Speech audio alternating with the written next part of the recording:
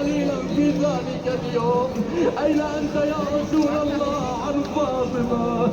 الله أي صبر صبرك يا علي، كيف تحملت مولاي تلك المصيبة؟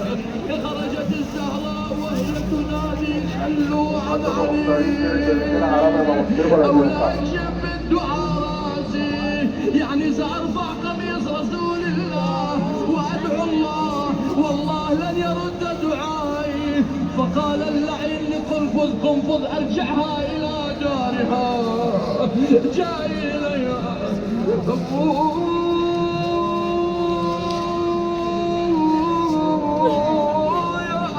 أبا على عبد ضربني ومن ضرب الله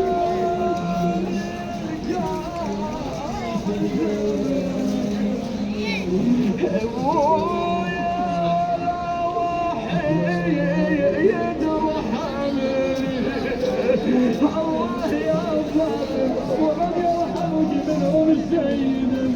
رأوا إصرار فاطمة دعوا عليا يعود إلى الدار. إذا ماتت فاطمة أخذنا البيعة منه. يعود أمير المؤمنين مع الزهراء.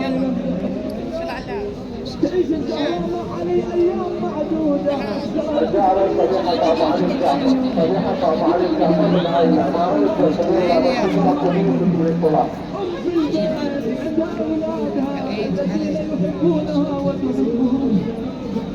عودتهم أن تجلس معهم على المائدة. بعد ذلك اليوم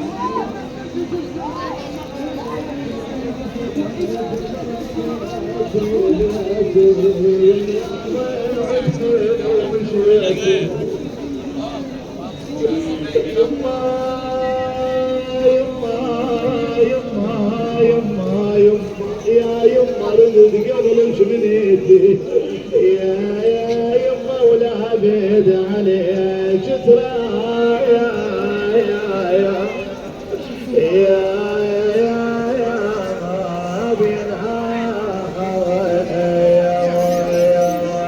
ابقينا يما النفس ضاق على غيابك يا يما النفس ضاق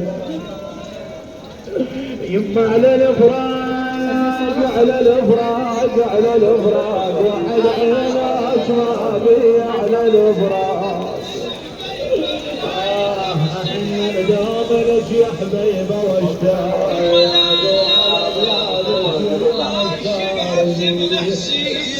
ولا شبع منها.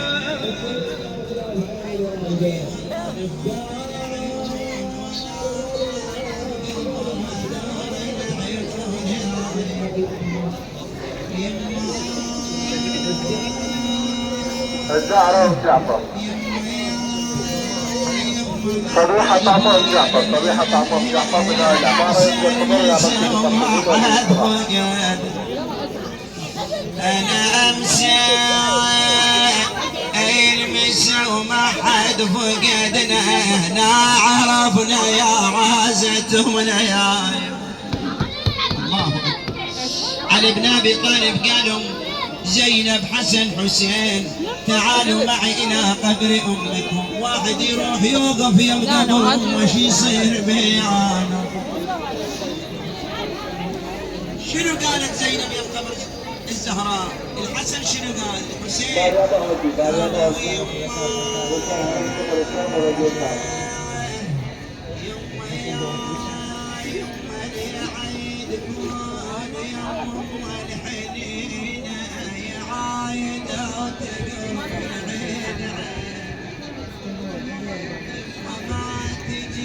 طريقة واحد كان سيدنا جواد بن الفضل وعملتكم مفروضين.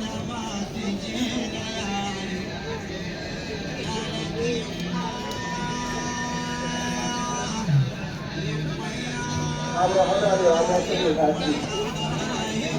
هذا لرعاية الهاشمي مركز الأفريقي رجل الله.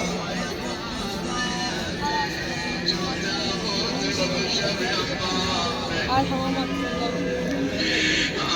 عارفة بالسجاد كلها.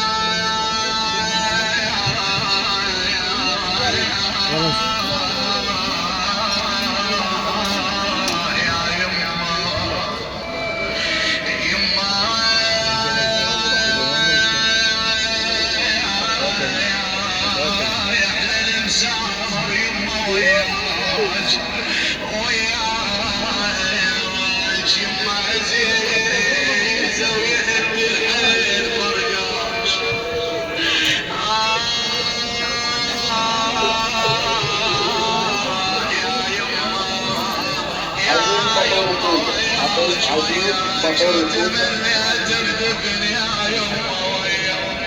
اليوم مصيبتنا صحيح انتم فاقدين ودعاء ايران للحضور الى مركز المسؤولين وكتب الانتواء.